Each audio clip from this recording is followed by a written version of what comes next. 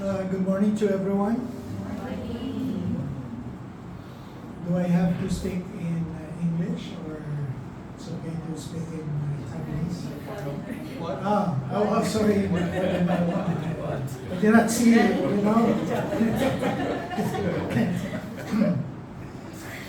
Today, we have a new topic for May. And we discussed and we agreed that for 3 months, we are going to discuss and study the doctrine of sanctification. Given the assignment, meaning of sanctification, and why is it necessary, the necessity of sanctification. As a matter of introduction, it's not working. Turn it on, play. Okay, so matter of introduction, I would like to introduce to you the way that we do Bible studies. Close yung reverb, tapos sinaan ng volume. Okay na, yes, thank you. So sa ating pag-aaral, madalas kami sa men, nagba-Bible study kami, and always I emphasize the principle or the importance of hermeneutics. Hermeneutics is just a simple way of saying the principles of interpretation. How do we approach and what are the methods for us to understand the Bible? Now, there are five aspects, or there are 5 methods in Bible studies. The first one is exegetical, or exegesis, the exegetical theology, which normally we are doing here. We try to understand what the text means. And this is the foundation of all Bible studies. We have to know what the text is, what does it say, what does it mean, and how does it apply to our lives. But this is not the end of Bible study, because a lot of doctrines that we believe cannot be understood on the basis of exegetical theology. You have to take the whole Bible as a whole, and you have to understand the Bible as it is presented, okay, in different periods, or epochs, or eras. So God deals differently at different times, and we have to understand that. God reveals in small ways, and little by little until He reveals Himself more fully in the end part of the epoch. That's why we have to study biblical theology, how the redemption and knowledge has progressed from the Old Testament to the New Testament. What we are approaching now, the way mag-aaral tayo ngayon, ito ang tinatawag kong systematic theology. Ang systematic theology is trying to gather all the topics being discussed in the Bible from the Old to the New Testament, from the 66 books, and you ask the question, in this book, what does the Bible say about, say for example, sanctification? So we'll be asking every book, every author, every portion, every time, but the same topic about, for example, sanctification, or now that we're studying on men, about God. Was God in the Trinity in the Old Testament? Was God in the Trinity in the New Testament? Will God be in the eternal future? So is He still be in the Trinity? So those are big questions that we can only understand by way of systematic theology. Now, the question is, why do we not use this type of study when we do preaching? Alam nyo, pag napunta kayo sa madaming mga simbahan, ang ginagamit nila ay systematic theology. Kaya lang, hindi dahil wala silang panahon na may explain nila lahat ng context, madalas nagiging proof texting. Ano ibig sabihin ng proof texting? Namimili lang sila ng mga sasabihin. Ang ibig sabihin nito, mag-iisip siya ng topic, tapos maggagawa na siya ng sarili niyang outline, hindi Bible sarili niyang pag-iisip, and then i-fit in niya yung mga Bible verses. Kuha siya ng Bible verses that will fit in regardless kung ano yung topic doon. Ang topic niya, party. Ang tinext na pinulot niya, patayan. Hirap nun. Anong famous na verse doon? Jeremiah 29:11. Anong sabi ng Jeremiah 29:11? Plans for you. Maganda. Plano, ang ganda. Ayun. Pinapatay sila. I have good plans for you. Pinapatay sila papunta sa Babylon. 70 years silang aapihin. I have good plans for you. So, makikita natin na, teka, mali yata yung paggamit mo. Alam nyo, lahat kayo, nasa Jeremiah 29:11, kayo magaganda plano ng Diyos inyo. Pero pag binasa mo, kinakatay sila, mga anak nila, hinahawakan sa paa, hinahampas sa pader. Nire-rape sila, nakahubad sila, nakatali yung mga tenga nila ng kadena sa tenga, yung hari nila binulag, nilagyan ng kadena sa tenga. What good plans God has for you on that sense? So, ganon. So, out of context. Kaya dito ko lang narinig sa, sa Thailand, paggamit ni Jeremiah 29:11, na plano ng Diyos na maganda para sa atin. Since 1980, naging Christian ako hanggang 2012. Never heard, dito ko na nagamit. Kasi ginagamit siya ng mga kulto. Anyway, verse, practical theology. So, sensya na kayo ha.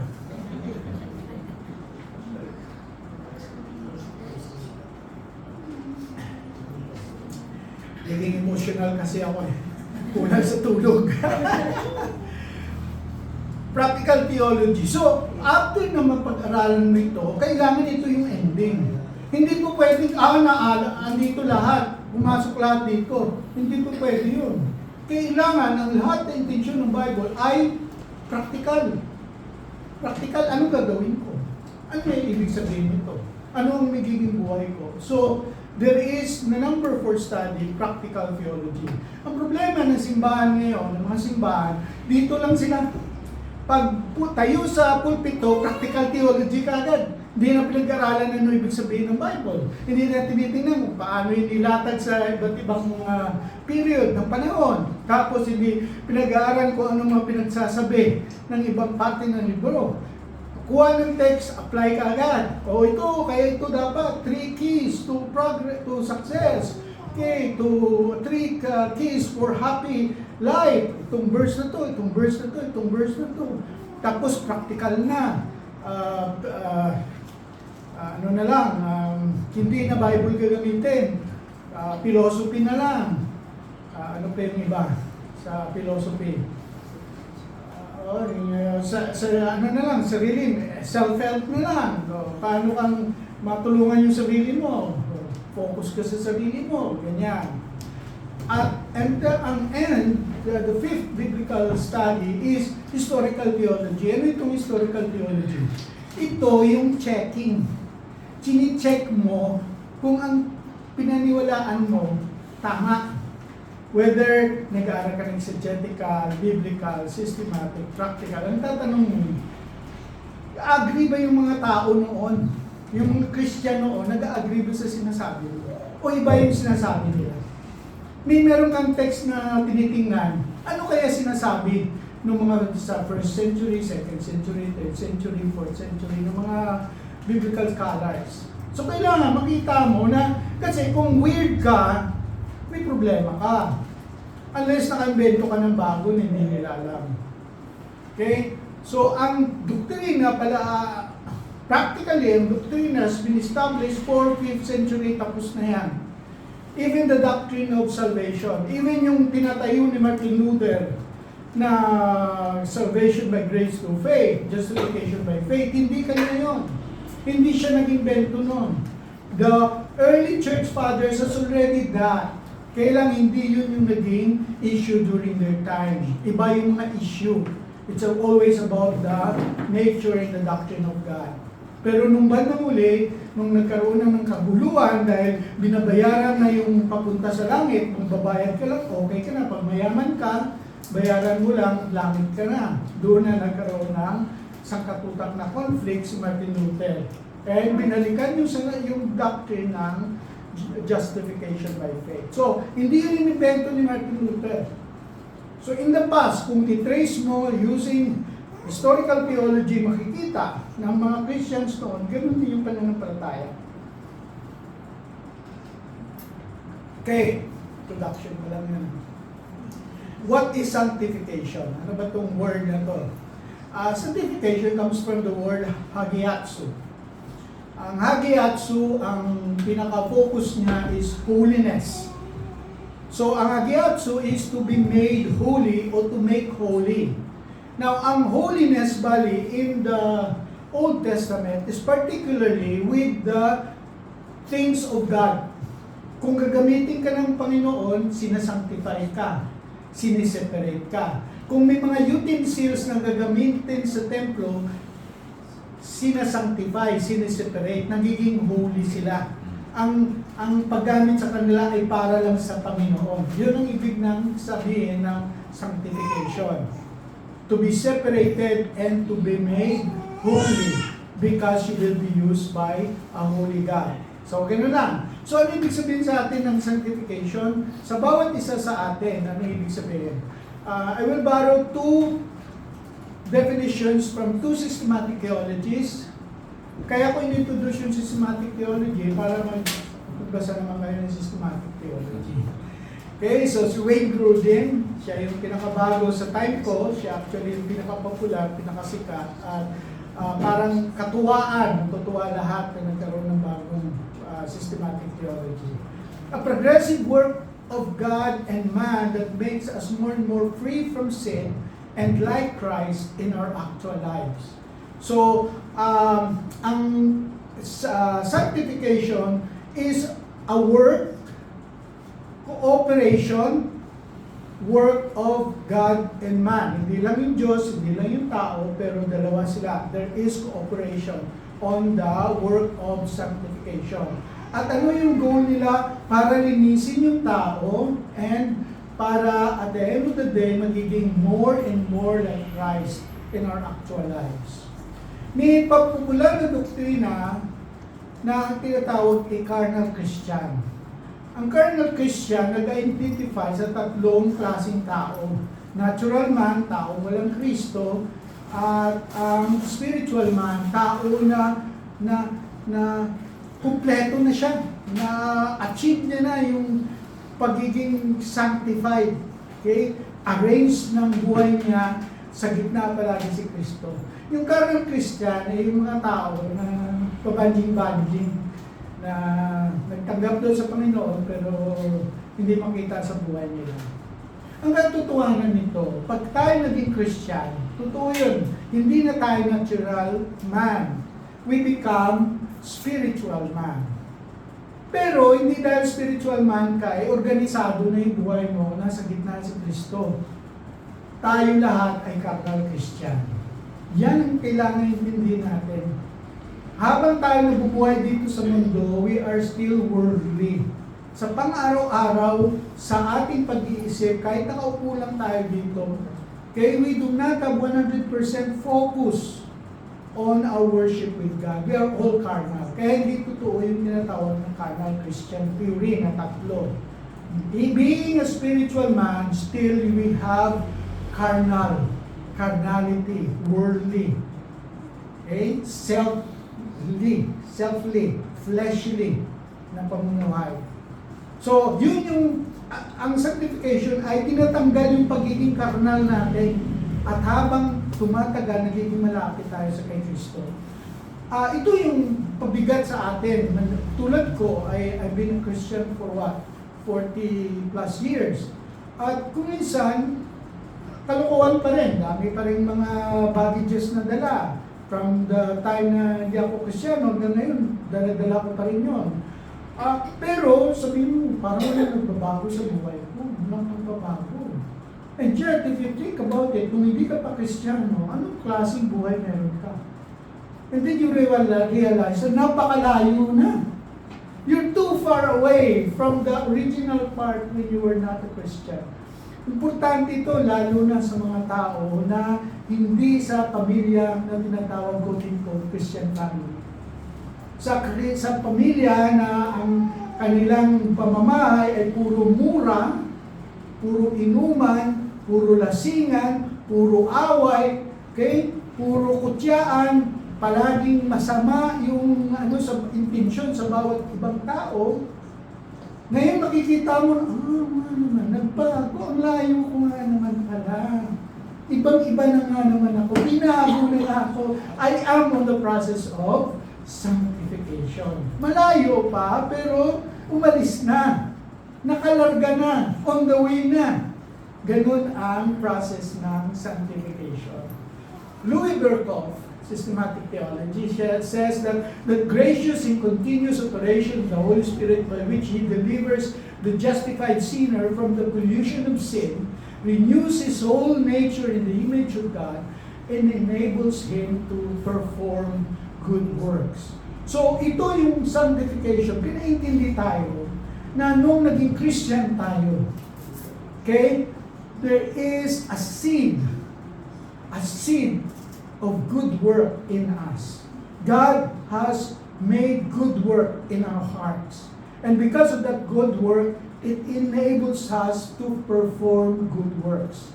Sinabi ni Jesus, sabi niya, everyone that commits sin is a sinner. Ibig sabihin, isang kasalanan ay nagiging, ang direksyon ng buhay mo ay maging makasalanan. That happened to Adam, that happens to each one of us. Pero pag naging Christian tayo, tulad kay Jesus, when you look at the life of Jesus, the gospel, you will be amazed. Kasi tayo, di ba nung nag-COVID, bawat isa sa atin naglalayuan. Ayaw nating mahawa. Kasi ang hawaan, hindi sa kabutihan. Ako, wala akong sakit ng COVID, pupunta ako ngayon kay Brother Marlon. Brother Marlon, lumapit ka sa akin, parang wala din yung COVID mo. Sira ulo ako pag gano'n na nasa isip ko. Bakit? Ang transmission is, okay, from good to bad. Ganon yung tao. Nagkukontract tayo ng kasamaan. Hindi dahil isang mabuting tao lalapit sa masamang tao, ang masamang tao magiging mabuting tao. On the contrary, yung mabuting tao magiging masamang tao. Ganon ang sistema. Binaliktad ni Jesus yun. So si Jesus, pupunta sa, mga sakit, instead na mahawa siya ng sakit, gumagaling, nawawala yung mga sakit nila. Yun tayo. Ganun tayo. Noong nagkaroon tayo ng bagong buhay sa tinatawag nating regeneration. Nung nilagyan tayo ng seed ng buhay, the seed of life, regeneration, we are able to perform good works. Yun. And even if we now go to those people na may COVID, okay, hindi spiritually COVID, na-i-insulate tayo. May insulation tayo. Kaya sa John 17, sabi ng Panginoon sa I pray for them, I do not pray for them, you take them from the world, but for them to be insulated from the works of this world, from the worldly passions. So, ganun ang pag-intindi natin ng sanctification. So, nagiging mabuting tao tayo because we are justified and regenerated. Now, ang sanctification is a process. So, hindi ibig sabihin na dahil na-sanctify ka, tulad ng justification, sanctified ka na, tapos na yan. Okay? Kundi ang sanctification is a process wherein there is a work that has to be done. And that work is not done by anybody else but by you, tayo. But at the same time, you have to understand that habang nagtatrabaho tayo, nagtatrabaho din ang Diyos. So it is a cooperative activity, ang sanctification. Romans 8:29, sabi niya, for those whom He foreknew, He also predestined to be conformed to the image of His Son, in order that He might be the firstborn among many brothers. Alam natin, si Jesus walang kasalanan. In so many aspects sa buhay niya, hindi niya kailangang gawin, pero ginawa niya for the sake of righteousness. Hindi niya kailangang magpatuli, hindi niya kailangang i-baptize. Pero anong sabi sa kanya, when John the Baptizer objected, sabi niya, for righteousness' sake, kailangan gawin natin ito as an example. Okay? Because he is the firstborn among many brethren. Susundin ako ng mga lahat, kaya gagawin ko yung tama. And therefore, that is what the scripture is giving us. We will be conformed to the image of His Son. In 2 Corinthians 3:18, and we all with unveiled faces, beholding the glory of the Lord, are being transformed. So we are conformed, we are transformed.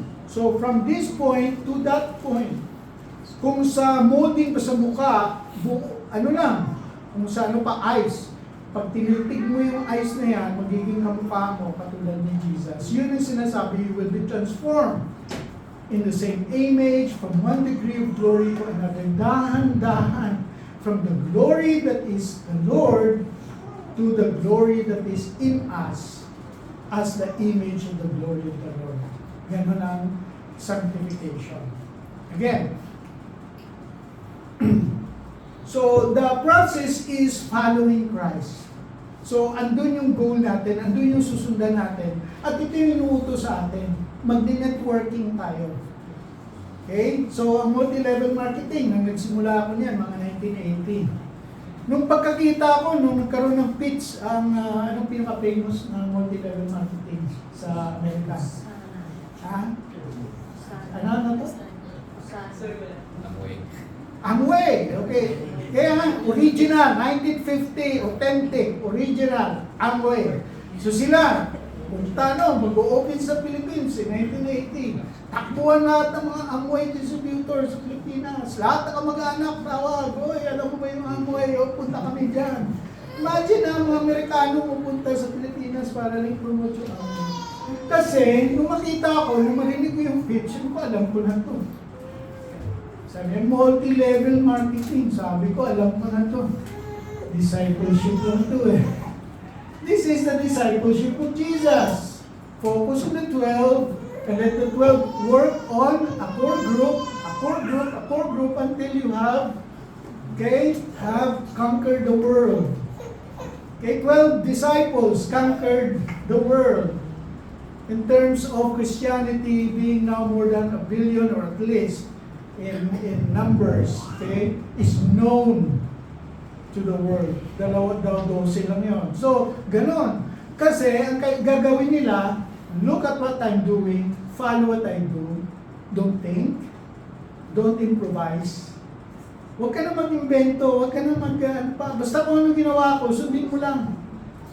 Ganon na yung technique. And exactly, that is the technique that is being taught to us by Jesus. Sabi ni Pedro, sabi niya, Christ also suffered for you, leading you an example, so that you might follow in His steps. Peter follows Jesus, and so are we. Ganun lang, pera na natin. So kung ano sinasabi sa Bible, particularly in the Gospel, sundin na natin. In John chapter 13, in 1 Corinthians 11, ganito pa rin sinabi, for Jesus have given you an example that you also should do just as I have done to you. And again, be imitators of me as I am of Christ. So, ano ibig sabihin nun? Na tayo na nagbabasa ng Bible, na nagkaroon ng nagdi-disciple sa atin, discipler, susundin natin ang Bible at sa discipler natin, kukopyahin natin yung ginagawa nila, at yun ay bibigay natin sa ating mga disciple, nagagayahin nila. Ganun lang, and that is the process of sanctification. Kaya importante sa sanctification, yung means of grace. Hindi ko topic to, pero mention ko na rin. Yung means of grace, number 1 talaga is community. May community ka. Nung college ako, yung community ko is my classmates, yung mga Christian classmates ko. Kaya ano kami ang unang mga debatista. Okay? Kami ang mga magagaling, matitindi sa apologetics nung high school, nung college kami. Kasi grabe yung utak namin noon, talagang we can read 1, 2, 3 books a day. We can scan it. At makukuha namin yung mga, ano ba yung buod doon. Ang mga kaibigan mo, nagbabasa, 3 araw, nababasa nila yung buong Bible. Ganon katindi yung capacity nung kabataan. And that is the youth na sinasabi sa Bible. Na kayong mga kabataan, okay, mga bata, sino yung mga bata dito? Ayan, Tim, baba ang kamay. Okay, mga bata, okay, huwag yung mga bata isip. Pero okay pa rin yun. Mga bata, naku, napaka-importante. Kasi yung capacity to learn, to absorb, ay nandun. So ganito yun, copy, imitation. That is the process of sanctification, following Christ. So there is a book by Thomas A. Kempis of the 12th century. Ang title niya, The Imitation of Christ. Okay? Parang Catholic book, pero it's a Christian book that we can actually read, follow, and use as devotional ng mga libro. Now, there are 3 stages of sanctification. The first stage is what we call the positional sanctification. Ang classic na verse natin, if any man be in Christ, he is a new creature. All things pass away, behold, new things have come. Ang ibig sabihin nun talagang, pag naging Christian tayo, okay, at the point of belief, dapat nananampalataya tayo, we are justified, we are regenerated, okay? Hindi ako mag-step by step in sequence. Kasi ako naniniwala sabay-sabay lahat yan. So, sa paningin ng tao, sabay-sabay nangyayari. So, nung aktong nanampalataya ka, biglang bago ka agad. Bago yung bago perspective mo, bago na lahat, bago na yung paningin mo. So, it occurs in conversion, and the believer is set apart as holy in God's sight. Nagiging particular ka na sa buhay na tinatawag buhay Kristiyano. Na particular ka na sa buhay na holy. Sa ano Tagalog ng holy? Banal. Na magiging banal. Okay? Alam mo, ang word ng banal ay foreign yan. Even when I was Catholic, hindi ko maintindihan yung banal na yan. Ang alam ko lang, good works. Buting gawa. May ka dito, may bigay ka dito, mag-respect ka dito, magsimba ka dito. So, good works. Pero yung pagkabanal, ano yun? Hindi ko alam yun. Pero dito, emphasize sanctification ay magiging banal. At ano yung banal? Pag-aralan mo si Kristo, sundin mo siya. Pag hindi ka nag-aaral sa image ni Kristo, sa gawain ni Kristo, ay paano ka magiging banal?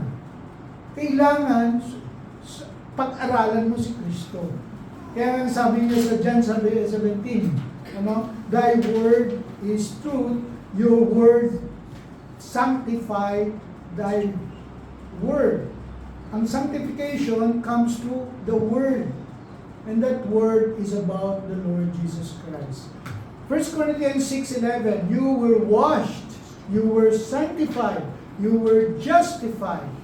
Okay, so kita natin yung word, you were washed, regeneration, you were sanctified, sanctification, you were justified, justification, sabay-sabay, in the name of the Lord Jesus Christ and by the Spirit of our God. So, napakaganda na paging sa paghaharap natin. Kaya wala problema yung thief yung si Dimas, according to Brother Gary, yung pangalan nun si Dimas. Actually, alam ko yun, si Dimas at si Estas. So, pagdating niya sa langit, sabi ng iba, pagdating niya sa paraiso sa langit sige na, bahala na kayo, basta, sabi ni Jesus, paraiso, hindi paraiso. Pagpasok niya sa paraiso, anong ibig sabihin doon? Masamang tao yun. Di ba? Ang word doon is not really robber, kundi rebelde. Rebel, ang word na paggamit. Okay? If you go deeper, rebelde. Ano ibig sabihin ng rebelde? pumapatay ng tao. Mamamatay tao yun, si Dimas. Pagpasok niya doon, hindi na yun, dahil pumasok siya sa langit, hindi na siya mamamatay tao. Mamamatay tao pa rin siya. Diba? Pero anong sinabi sa kanya? Inosente na siya. Hindi na siya guilty. Mamamatay tao, pero not guilty. Alam niyo yun, yung si O.J. Simpson, lahat ng tao sa mundo naniniwala na pinatay niya yung asawa niya tsaka yung boyfriend ng asawa niya. Pero by the judge, sabi ng judge, not guilty. Hindi siya guilty. Liar siya. Alis siya. Kahit pinatay niya. Ganun kasi ang principle ng justification sa atin. So, nung pumasok yung si Dimas sa paraiso, ano nangyari? Okay? He is holy. Pagpasok niya doon, holy na siya. Sanctified siya. Ganito kasi, the one that was justified is sanctified, holy. Positional. Hindi kailangan may one day good work, one day proof. Walang ganon. Immediately, sanctified ka. Pero isang aspect lang ng stage yun. There is another one. Okay? Secondly, and that we will have been sanctified through the offering of the body of Jesus Christ once for all.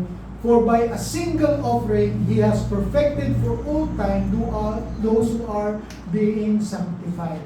So itong Hebrews chapter 10, talaga ang ganda ng paggamit niya. We have been sanctified. Okay?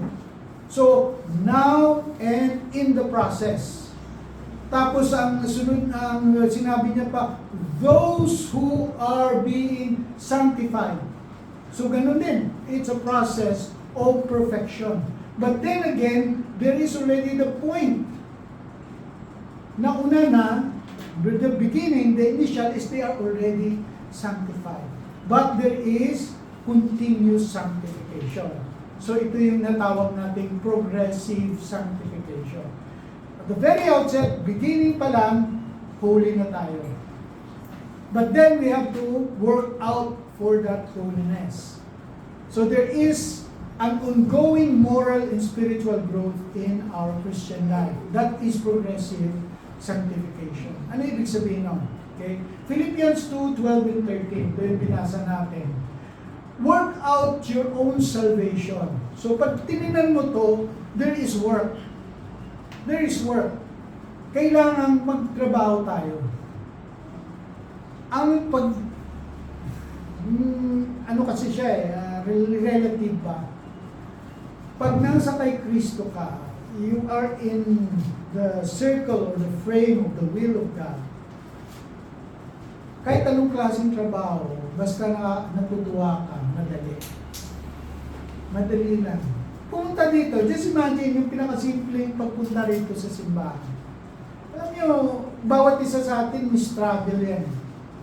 Yung iba, struggle yung maaga ako dumating. Excited ako eh. Kailangan maaga tayo dumating. Away palagi yung asawa ko, buti na lang wala siya ngayon. So, di ko mabibreak, late ako. Actually, late ako dahil late ako nagising. I woke up 8:30. Kaya. So, anyway, ang punto is work out that salvation. So, bawat isa sa atin may struggle. Ang iba talaga, nakakalungkot, yung iba talaga struggle nila yung pumunta. It's always a choice. Na lang. Sige na. Next week na lang. Next month na lang. Sino ba ito mag-preach? Sige, brother, bubulahin lang tayo mo. Huwag na tayo pumunta doon. Sino yung mga pagkain doon? Sino? Yun ba? Sige, punta tayo. Sarap nun. Masarap yung ulam natin mamaya. Madami tayong naisip. Hindi pa, ako nagchuchuri lang to, hindi ko actual na napag-usapan. Pero may nangingiti kasi, nag-iisip din. So, ganung mga, may mga struggles. It becomes a work actually. It's either a nice work or a difficult work. But it's work nevertheless.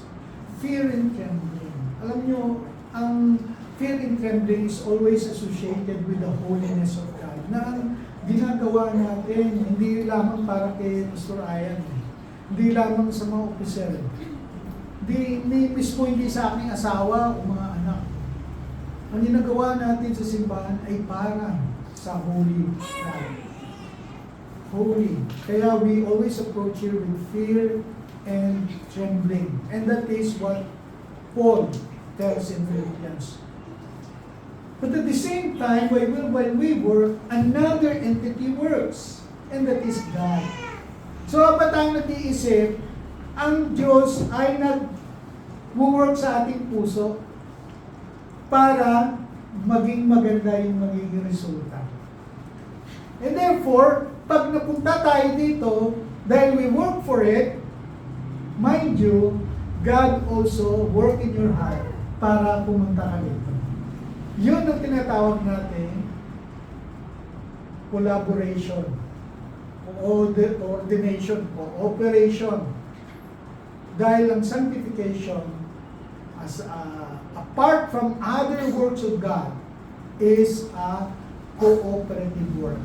Ito lang ang work na may cooperation tayo. All the things, the work of God is always His work. Okay? Hindi tayo kailangang magpapako, hindi kailangang bugbugin natin yung sarili natin kasi ginawa na ni Kristo yun. Ang kailangan lang natin ngayon ay magiging tulad ni Kristo. So, 2 Corinthians 3:18, being transformed into the same image from one degree of glory to another. So talagang dahan-dahan, paisa-isa tayo. One step at a time. Madalas yan, 2 steps forward, 1 step backward. 2 steps forward, 1 step backward. Pero there is always progress. Alam niyo, ulitin ko, sino nakabasa ng Pilgrim's Progress? Okay? Kahit movie, okay lang yun. Okay? So talagang napakaganda kasi it really reflects what Christian life is all about. Doon makikita natin na ang requirement sa kanya niya, matuwid na daan. Just walk on the matuwid na daan. Kaya lang, minsan may mga shortcut. Kasi yung matuwid na daan, paliko-liko, paikot-ikot. Ngayon. So matuwid nga siya, pero siya yung main road, pero kung minsan taas ang bundok yung daan. Tapos makikita mo may mga side roads. Okay? May mga roads na pag tinignan mo sa lupa, from your perspective, doon din naman pupunta yun eh. Shortcut ito, mas madali ito. So ganun yung pagtitingin. Sa Pilgrim's Progress, ang daming problema ni Pilgrim dahil he strayed from the straight road. O di kaya sumunod siya sa ibang naglalakad din. Nainayaya siya sa ibang direksyon. Sunod-sunod din siya. Eventually realize na hindi na pala siya sa tamang tuwid na daan. Kaya kailangan niyang bumalik sa dating daan. Kaya gano'n, palagi. Pero the good thing is, pabalik-balik siya sa dating daan. Galing na talaga, I enjoy talaga yung Pilgrim's Progress na yan. Try nyo, basahin nyo, at magiging allegorical kayo, at magiging symbolic at figurative kayo, tulad ko. Magbabasa ng Bible, puro na lang symbols. Okay, anyway, yun ang pumumuhay natin, step by step. Si Pilgrim, step by step, ang dami niyang dinaanan until he arrived at the celestial city. At the celestial city. So ganun din tayo, ang dami nating dadaanan sa ating buhay Kristiyano. Ang dami nating stages, kayo, bata pa kayo. Sa mga singles, so meron pa kayong ano tawag namin doon? Ano, CLM? Ano yan? CLM yan, tama? Courtship, Love, and Marriage. LCM, Love, Courtship, and Marriage. Ang tagal na, no? Tagal na, hindi ko na. Pero number 1 namin yun. Priority 1 yun sa pag-aaral ng mga singles. LCM, Love, Courtship, and Marriage. So kailangan, ano mo yun, makabisado mo yan. Tapos, pag sa biyaya ng Diyos, inatawid mo yun. Nakatawid si, Sister Jill at si Gary. Kung natawid, iba na yun, marriage life na. Iba na namang challenges yun. Bigla ka na, kung sa nagda-drive ka, primera, boom, tapos ngayon segunda, yan, ganyan.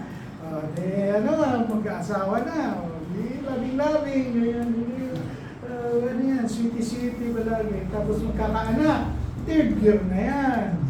O sino palagi kami nag-aaway ng asawa ko, sino maglilinis ng dumi. One time, ginawa ko yun. Yan. Pag lalaki kasi, nag-aaway ng asawa. Anyway, so ganun ang buhay hanggang sa, okay, married life, church life, fourth year na yun. Medyo full speed ka na sa Christian mo, dala-dala mo na lahat ng pamilya, lahat ng anak, pati yung pag-i-invite sa ibang tao, pag-share ng gospel, dahil concentrated ka na, ang buhay mo, may tinatawag ka ng church life, body, church body life. Meron ka nang ma-associate na kung may problema ka, alam mo, na itong grupo na to, okay, regardless sa mga kamag-anak mo, mas mauna silang, okay, tutulong sa'yo, concerned sa'yo, mag-iisip sa'yo. Because the bond is no longer blood, but the bond is Jesus Christ. Amen? Kaya tayo, bawat isa sa atin dito, tiwalang tiliwala tayo sa bawat isa. Dahil mayroong Kristo. We have Christ in our hearts. And that makes us brothers and sisters. Ganun kaganda. And that is, ang pinakamagandang means of grace is the church. Para maging malapit tayo kay Kristo. Kasi bawat isa sa atin nag-aaral kung paano at nagtutulungan kung paano maging malapit kay Kristo. 1 Thessalonians 4:3, for this is the will of God, your sanctification. So, hindi lang siya optional, kundi kasama sa utos at sa kagustuhan ng Diyos na dapat magiging holy tayo. At pagiging holy encompasses all parts of our lives. So, pamumuhay natin. Kaya pag tinignan natin, abstain from sexual immorality. Alam mo, sa panahon natin ngayon, specifically, this generation, grabe talaga yung sexual immorality. Alam nyo, nung kabataan ako, hindi pa ako Christian, may mga comics, yung mga namin sa pornography, nakakita ka lang ng magandang comics ng pornography, o ba, anong taon yun? Siguro, 14 years old ako, tsaka lang, ay, mayroong ganyan. Ay, ganyan yan, yung curiosity mo. Tapos, nung matanda ka na, ano makikita mo, the most makita mo, Playboy, yan, famous na yun na yung wala kang makikita, mapapanood mo sa TV, wala. Tapos magkano ka, nung panahon na ng Betamax, saka VHS, pabulong pa yun. Saan ba dito yung X-rated? Ganyan pa eh. Sir, hindi ka pulis. Mukha ba akong pulis? Customer ko na ako rito. Di ba? Ganun pa ka-explicit eh. Medyo tago, bawal. Ganyan. Ngayon, kahit sa Facebook lang, kahit sa mag-open ka lang ng computer. Ano ba itong mga advertisement? Imagine mo, o-open ako ng Bible Gateway Bible Gateway, ang advertisement nila, pornography. Kaya pinagbayad na ako eh. Sabi ko, ano ba to? Paano ka mabibless nito? Pornography. Ay, ginawa ko, nagbayad ako ng for 1 year, kaya meron ako subscription ng Bible Gateway ng 1 year. Hindi wala nang hindi na sila lahat sa Facebook. Tapos nakikita ko kagabi, tingin ako ng Facebook. Bakit hindi ko makita yung mga kaibigan ko? 10 advertisement, 2 post ng kaibigan, 10 advertisement, 2 post ng kaibigan. Sabi ko, parang wala na, parang tatanggalin ko na itong Facebook. Hindi na siya, you do not connect with people. Puro na lang advertisement na nilalaro. Ang problema, advertisement, puro pornography pa rin. So, yun ang yun yung ingatan natin ngayon. At very particular tayo dapat. Mga bata, sa mga anak natin, maliliit, particular tayo. Kailangan from the outset, bata pa lang. Okay, alam na natin na pag make it sa habit ng bata na pag alam niya na mukhang porn, kung saan pa ba yung pumipikit yung mata, nakatalikod, ganun, gawin nating habit yun sa ating mga bata. At gawin na rin habit natin yun. Kapag may nag-advertise, out, hindi na mapag dahil ito ang pinakamalaki at pinakamahalagang issue sa sanctification. Malaki siya. That's why sa 1 Corinthians makikita mo ng pinaka-hideous, pinakamasamang klaseng kasalanan is immorality. Immorality, yun palagi ang nagiging issue sa church discipline. Hanggang ngayon, most of the issues, scandals sa Christian world ay immorality. Just imagine si Ravi Zacarias. I follow up, sinusunod ko yun. Tapos nung namatay, bigla na lang lumabas kung ano yung mga lumabas. So paano yun? Because that is the biggest problem. Kaya ang Bible is very clear eh. Sabi niya mag-asawa kayo. Rather than burn, mag-asawa kayo.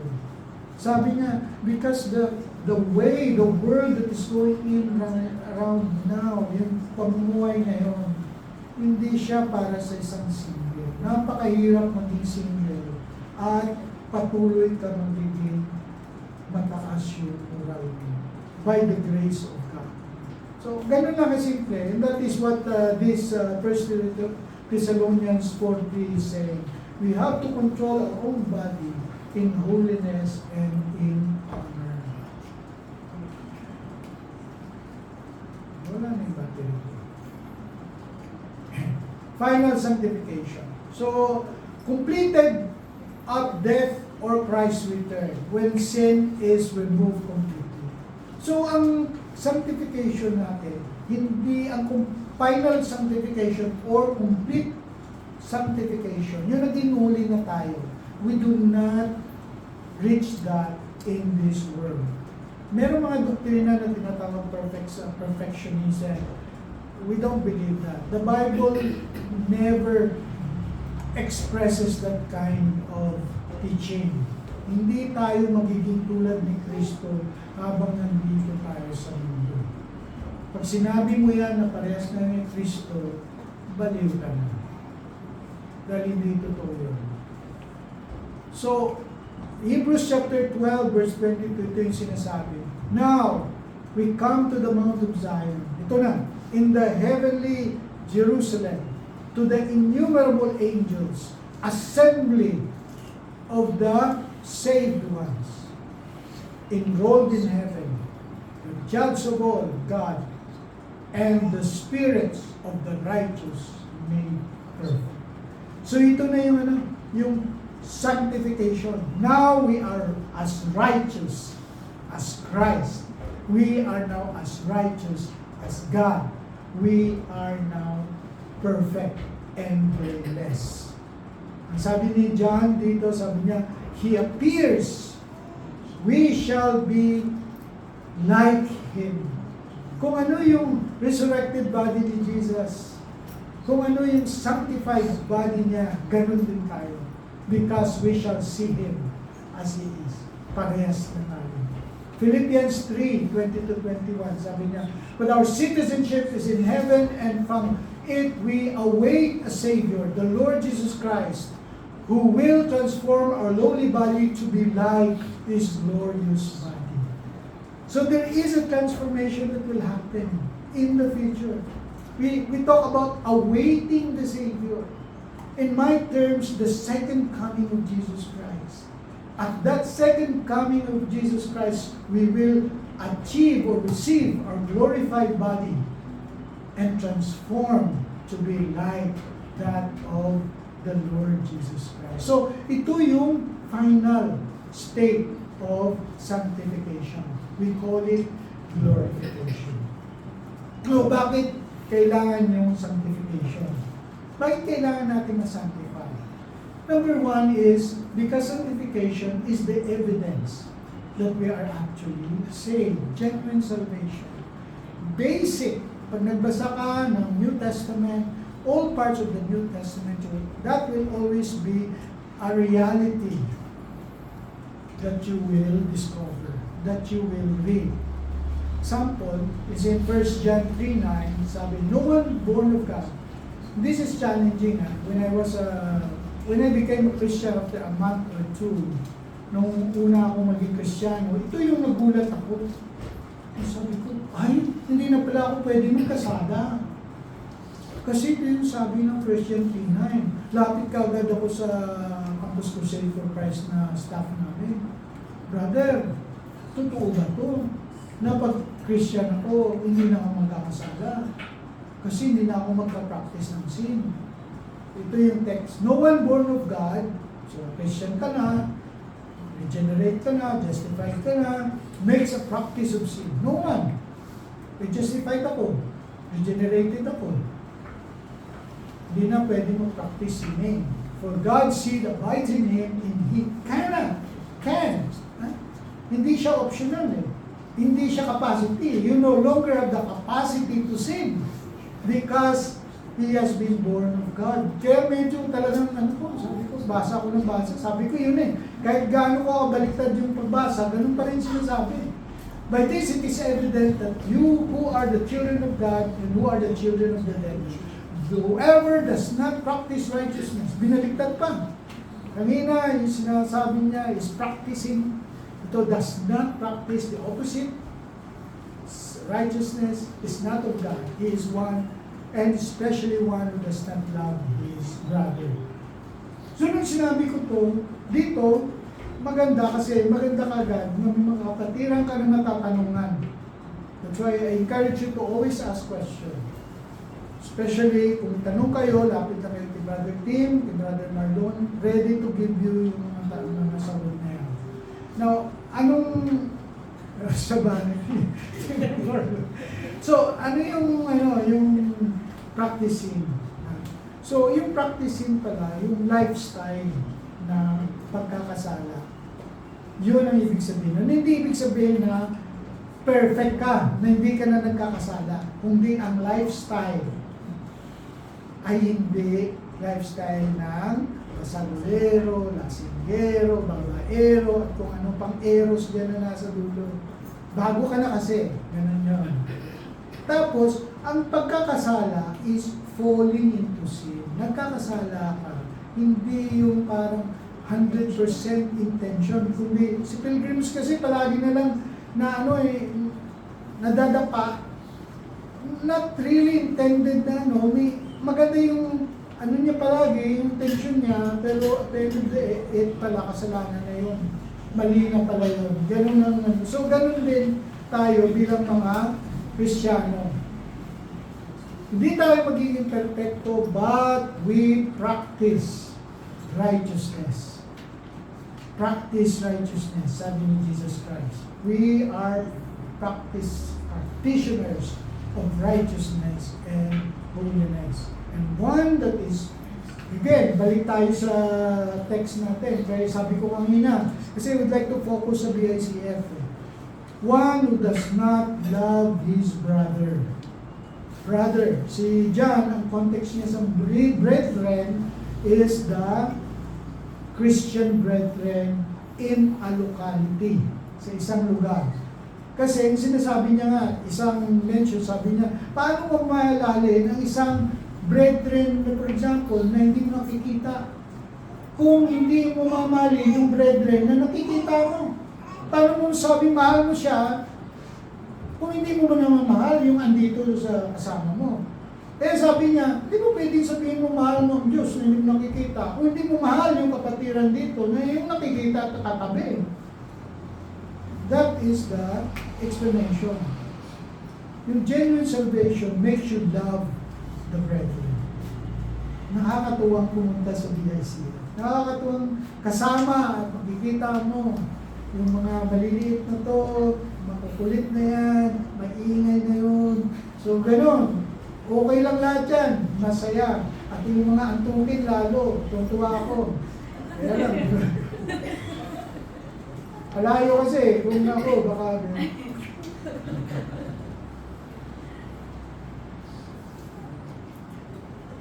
James 2:17. So also faith, if does not have works, is dead. So very clear. James is preaching in a framework ng justification. Okay, na totoo yun, but justification cannot be true without sanctification. Because sanctification is the evidence of your justification. Ganun lang kasimple si James magsalita. Now,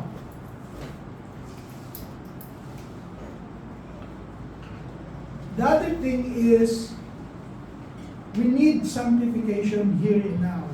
We need to be holy. We need to practice holiness here and now, dito sa mundo na to. Kasi kailangan natin prepare ang sarili natin sa buhay with the Holy God. We have to have fellowship with the Holy God. At magiging impyerno sa isang tao na hindi nagpa-practice ng holiness dito sa mundo, pagdating niya doon, nagpa-practice holiness. Anong gagawin mo doon? Kung ang practice mo ang righteousness, wala nang righteousness sa langit, hindi impyerno. Anong gagawin sa'yo ng Panginoon? Doon ka na lang sa impyerno, mas gusto mo yun. Hindi mo gusto langit. So practically, pag sinabi mo, langit, impyerno, ikaw actually nag-decide eh. Hindi ang Diyos nag-decide sa'yo na upunta ka sa langit. Ikaw mag-decide, ayoko dun. Ayoko sa Diyos na huli. Ay, naku, allergic ako dun. May allergy ako dun. Doon na ako sa kasama ko dun. Pare-parehas kami. So, yung pagiging sanctified, holy, preparation. Kaya sabi ni, galing nung sinabi ni Hebrews eh. Sabi niya sa Hebrews chapter 12, verse 1 and 2, sabi niya, after sinabi niya yung Hall of Faith, yung heroes of faith, nilista niya lahat ng mga heroes, ng mga sina Abraham, Isaac, Jacob, Noah, Abel, Samson, David, lahat doon, mga pila. After he mentioned, we are surrounded by so great a cloud of witnesses. Ito, lahat ng mga minention niya ng mga heroes of faith. Let us also lay aside every weight and sin which clings so closely. Doon yung kasalanan sa atin.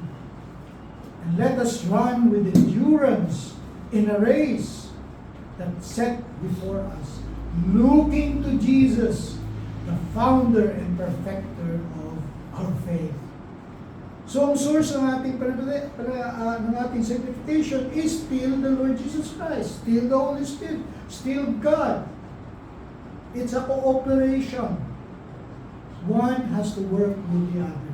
Strive for peace with everyone and for holiness, without which no one will see the Lord. Without holiness, no one will see the Lord. So may nangiram dito ng yung kay J.C. Ryle na libro, yung title niya, Holiness. Ang text niya is this text, Hebrews 12:14. Without holiness, no one will see the Lord. Kailangan tandaan natin yun.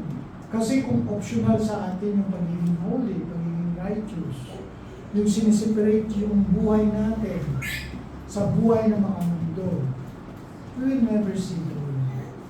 Why? Because that prepares us for heaven. And last, holy lives reflect God's character and bring Him glory. Alam mo talagang tayo nandito, namumuhay tayo to be the light of the world. Magiging liwanag tayo sa madilim na mundo. Madilim talaga ang mundo. Napakahirap talaga sa mundo na pinabubuhayan natin. Sa simulain pala ng kwento ng Bible, story of Abraham. He was set apart. He was sanctified.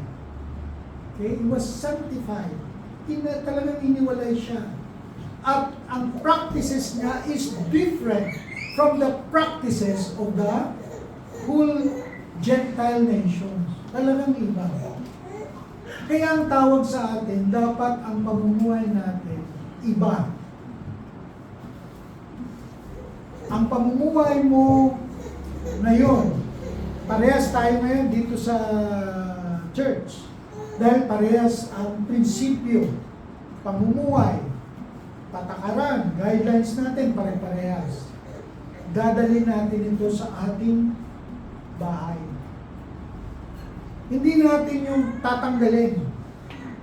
Kasi ganun yung problema natin eh. Iba yung buhay natin, yung character, personality natin, parang mga santo. Pagdating sa simbahan, mga santo. Pagdating sa bahay, mga demonyo. Eh lalo na pag sa opisina. Ang bait-bait dito, pero pag gano'n pala sa opisina, okay? Hindi mo malapitan, nakasimangon palagi, ayaw mong trabaho. Sino gusto ng sweldo? Nanlilisik palagi mata. Lakas ang boses. Kita ko yan, dami kong experience yan. At salamat ako sa Panginoon na hindi ako gano'n. Yabang ko. Minsan kasi kailangan pagyabang ko rin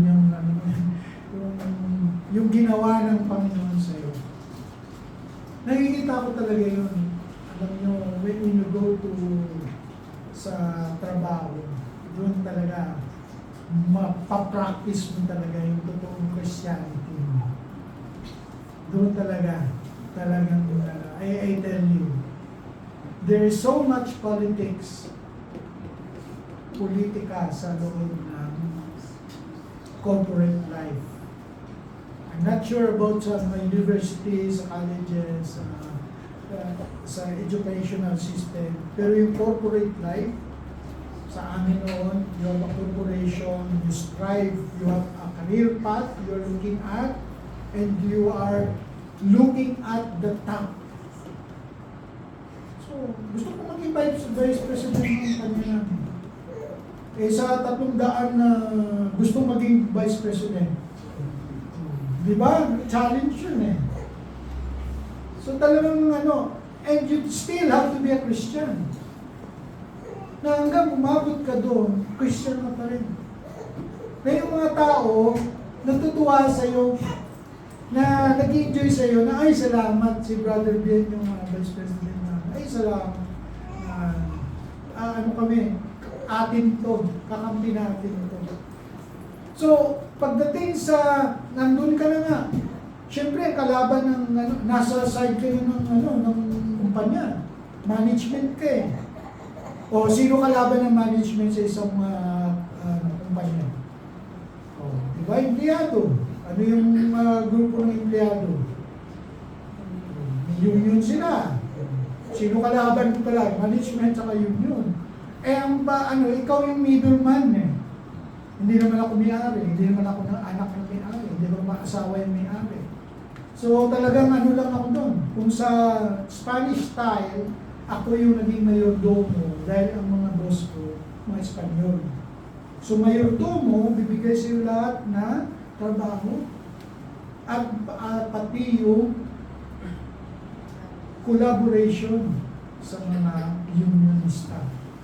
Unionista, di ba? Alam mo naman yun, palaban yun eh. Palalo na pag medyo leftist yung naging ano nila. Sa bayan yung ano nila, grupo nila.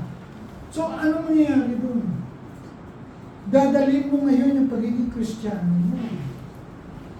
And wonder of wonders, ang best, mga mabubuti kong kaibigan ay yung mga unionista, which is unheard of. Kasi, nagkaano kami last December. So, nag-reunion yung lahat ng mga previous na mga empleyado ng electric company na wala na ngayon. So, nung mag-meeting kami, dumating yung Vice President, yung kapantay ko. First time nila in probably 30 years na nagkabati ulit ng presidente ng union. Yung presidente ng union, best friend ko yun. Hanggang mag-retire, hanggang balis, hanggang dito, every time na umuwi ako, nakikita kami. Pero sila, first time na sila nag-meet ulit at nag-usap. And in front, sinabi nga, sabi ng attorney, sabi niya, this is the first time I'll be talking, addressing, and face-to-face with Miss Priscilla. Ganon, kasi ganon katindi. Sa normal na buhay, ganon. Pero sa Christian life, you have to transcend. You have to transcend. Hindi pwedeng oil tsaka tubig. Kailangan mix mo siya. Para magiging ilaw ka ng mundo. Anong sabi ni Jesus? Ang ilaw naman hindi tinatakpan eh. E tinakpan mo yan, walang kwenta. Kailangan ang ilaw nasa gitna ng mga tao para makita nila. Hindi ka pwedeng maging helmet. Kaya bawat isa sa atin, hindi tayo pwede tayo magtatago. Pakita natin, sabihin natin na tayo mga Kristiyano. O baka nahiya tayo dahil sa mga ugali natin, kaya hindi pwede Kristiyano, hindi magandang witness. Hindi magandang witness. So pag-iisipan natin yun. Dala-dala natin yung BIC yan. Meron mga pastor dito, nag-preach. After so many times, pinatatanggal yung mga... Kasi pinupost ko sa public eh. Pinatatanggal, ayaw nila ma-associate sa Christian church. Kasi hindi na sila Christian. Okay? Kita natin. Kaya ba natin na isusustain yung mga video natin? Diba? Nagkakanta tayo, naganta, nag-praise tayo sa Panginoon. Will there be a time na darating kayo? Brother Bien, pati tanggal na yung pangalan ko dyan sa video. O di kaya itanggal yung mukha ko. O pwede ko tanggalin na lang dahil andyan ako. I do not believe in that anymore. Okay? Ang sama. That's the most difficult decisions. Alam mo, minsan decision ko na tatanggalin, hindi. But I have to. Dahil yun i-request. Ganun ba yung buhay natin? Bilang mga Kristiyano. Sa point ng sanctification, bigla tayong tumigil. Tumigil tayo maging Kristiyano. Meron ba nun? Yes. Sa Bible, ang dami. Ang isa dun si Dimas. Hindi yung Dimas na pinako. Kundi yung Dimas na bumalik sa mundo at hindi na tumulong ulit kina Pablo. Demas loved the world, sabi ni Pablo. Ganun ba yung nangyayari sa akin?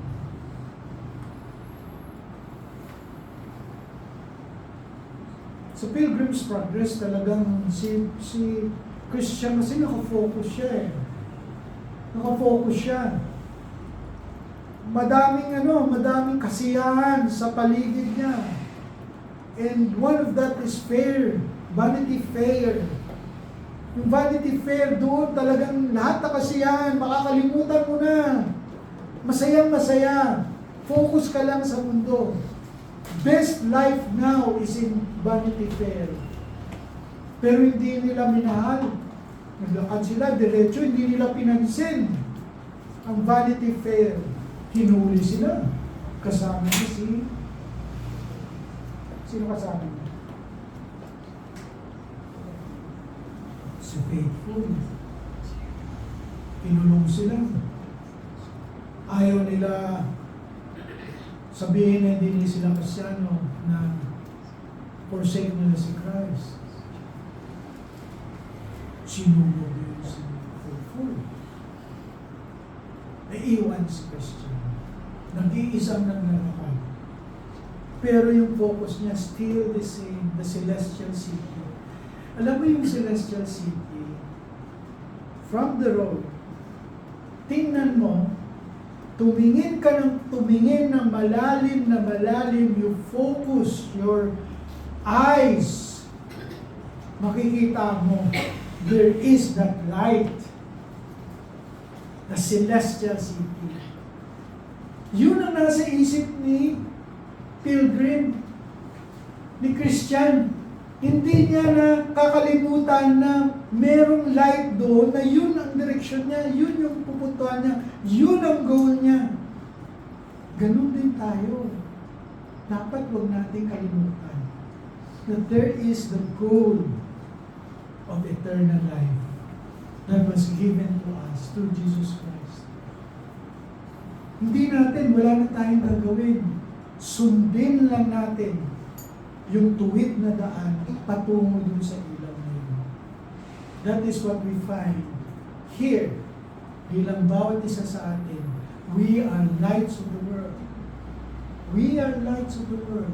We share the glory of God because we already have the seed of that glory. We have the seed of the light that is Jesus, the light of this world.